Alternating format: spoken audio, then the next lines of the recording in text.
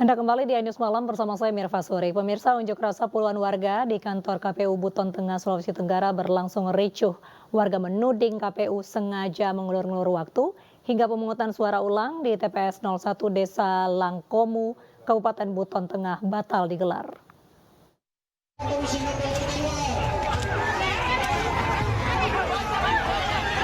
Aksi unjuk rasa di depan kantor KPU Buton Tengah, Sulawesi Tenggara berlangsung ricuh.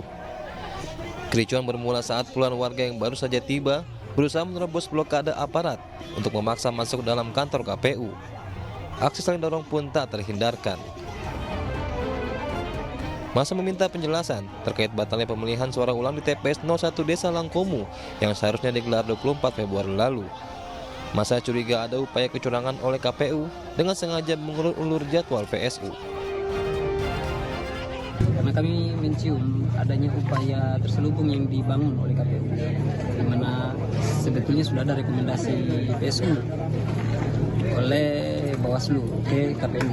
Namun tindakan yang diambil oleh KPU rasanya mengulur-ngulur waktu sampai akhirnya batas waktu yang menurut peraturan perundangan 10 hari itu akhirnya PSU batal.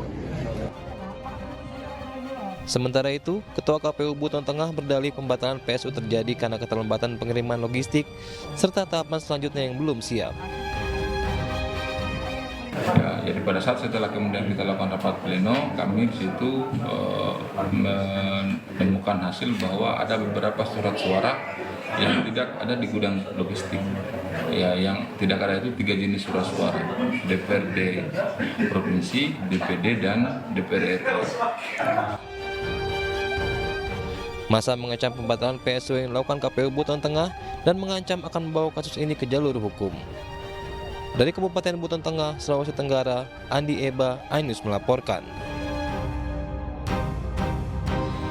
Diduga karena suara dicuri caleg lain, seorang calon anggota legislatif DPRD Jember dari Partai Nasdem mengamuk dengan membanting kursi di kantor Kecamatan Sumbersari, Jawa Timur. Caleg Nasdem juga menahan truk yang akan menyerahkan surat suara ke KPU Jember.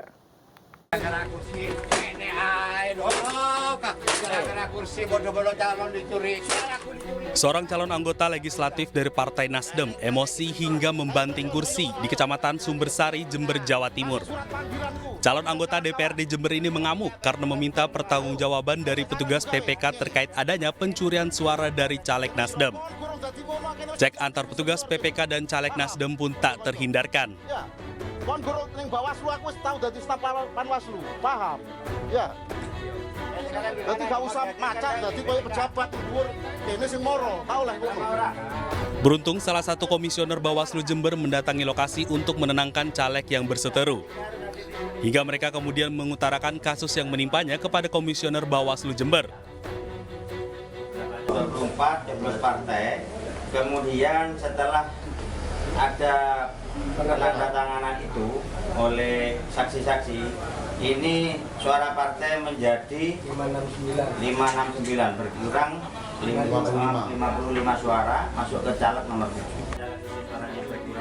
Terkait dugaan pencurian suara ini, Devi Aulia Rahim, anggota Bawaslu, berjanji akan menindaklanjuti kasus ini dengan terlebih dahulu, melaporkan secara resmi ke Bawaslu. Bawaslu juga akan memproses dugaan suap dalam pemilihan calon anggota legislatif DPRD Jember. Akibat dugaan pencurian ini, truk pengangkut suara yang akan menyerahkan hasil suara ke KPU Jember diblokade caleg Nasdem. Hari ini KPU menggelar rapat pleno terbuka hasil penghitungan perolehan suara tingkat nasional serta penetapan hasil pemilu serentak tahun 2024. Rapat pleno rekapitulasi suara nasional digelar di kantor KPU Jakarta.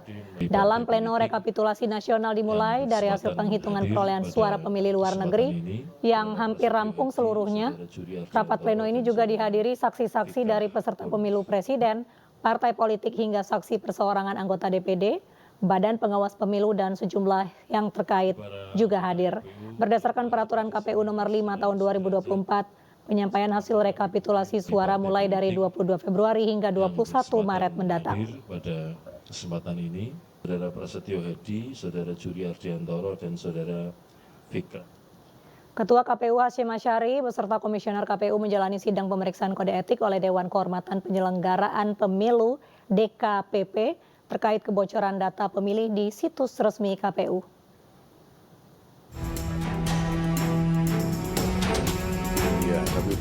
Ketua Komisi Pemilihan Umum Hasyim Asyari dan seluruh anggota KPU menjalani sidang pemeriksaan kode etik di kantor Dewan Kehormatan Penyelenggara Pemilu. Sidang pemeriksaan ini berkaitan dengan kebocoran data pemilih tetap di website resmi KPU dengan terlapor Ketua KPU beserta jajarannya. Agenda sidang hari ini mendengarkan keterangan saksi ahli dari BSSN yang menyampaikan kronologi dugaan kebocoran data pemilih di situs KPU. Akibat pemanggilan Ketua KPU dan Komisioner ke sidang DKPP, agenda rapat pleno rekapitulasi suara pemilu 2024 tingkat nasional yang seharusnya berlangsung pada pukul 9 pagi mengalami penundaan. Tim Liputan iNews melaporkan.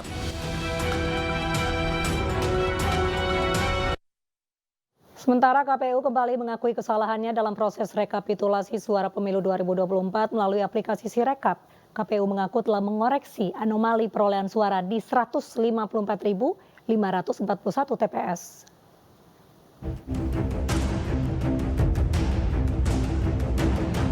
Komisi Pemilihan Umum kembali mengakui kesalahannya dalam proses rekapitulasi suara pemilu 2024 melalui aplikasi Sirekap.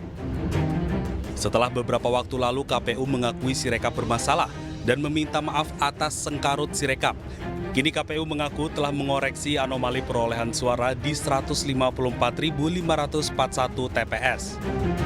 Data anomali itu saya kira teman-teman sudah paham ya, bahwa hasil unggah foto form C hasil itu yang di-scan, lalu kemudian hasil pembacaannya anomali, dan kemudian kami lakukan koreksi secara bertahap mulai 15 Februari sampai dengan hari ini. Jumlahnya adalah sebagai berikut. Untuk pemilu presiden dan wakil presiden sebanyak 154.541 TPS, 154.541. Yang kedua, untuk pemilu DPR RI sebanyak 13.767 TPS atau 13767 TPS. Untuk pemilu DPD sebanyak 16.450 TPS atau 16450 TPS. Sementara untuk data anomali, temuan data anomali dan kemudian hasil koreksinya untuk pemilu DPRD provinsi itu dikerjakan oleh KPU provinsi, dan kemudian untuk pemilu DPRD kabupaten kota di. Adapun data anomali itu merupakan angka perolehan suara dalam sistem Sirekap yang tidak sesuai dengan data C1 Pleno atau catatan hasil perhitungan suara pemilu 2024. Ya, lagi-lagi, untuk kesekian kali, Sirekap menunjukkan sengkarut data. Namun KPU bersikeras akan memperbaiki kesalahan konversi data. Tim Liputan iNews melaporkan. Relawan Pejuang Amin dan relawan Ganjar Mahfud atau GAMA mendeklarasikan pernyataan sikap atas kecurangan pemilu 2024. Bersama relawan pendukung Capres-Cawapres 01 dan Capres-Cawapres 03. 1.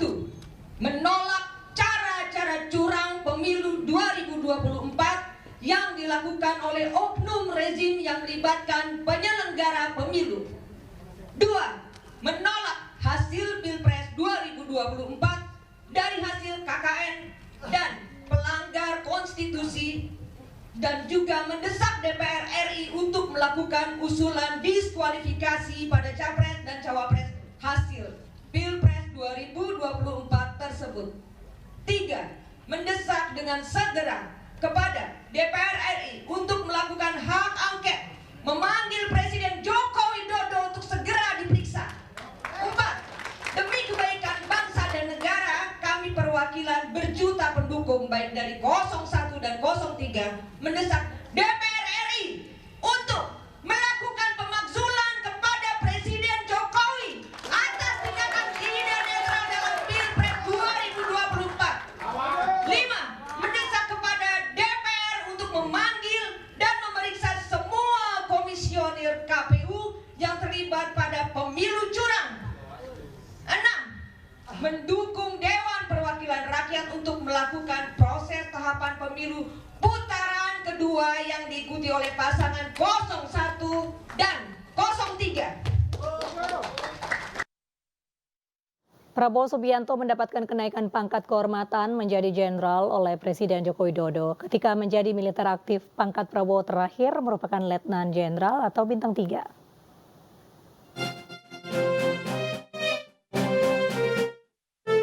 Dihadiri sejumlah menteri dan perwakilan DPR, penyematan jenderal kehormatan kepada Prabowo Subianto dilaksanakan di Markas Besar TNI di Cilangkap, Jakarta. Pemberian jenderal bintang kehormatan berdasarkan dedikasi dan kontribusi Prabowo selama di dunia militer dan pertahanan. Implikasi dari penerimaan anugerah bintang tersebut ini sesuai dengan Undang-Undang Nomor 20 Tahun 2029. Kemudian Panglima TNI mengusulkan agar Pak Prabowo diberikan pengangkatan dan kenaikan pangkat secara istimewa. Jadi semuanya memang berangkat dari bawah. Berdasarkan usulan Panglima TNI, saya menyetujui untuk memberikan kenaikan pangkat secara istimewa berupa Jenderal TNI kehormatan. Sebelumnya, Prabowo yang merupakan mantan Komandan Jenderal Kopassus dan Panglima Kostrat tersebut berpangkat bintang 3. Tim Liputan iNews melaporkan.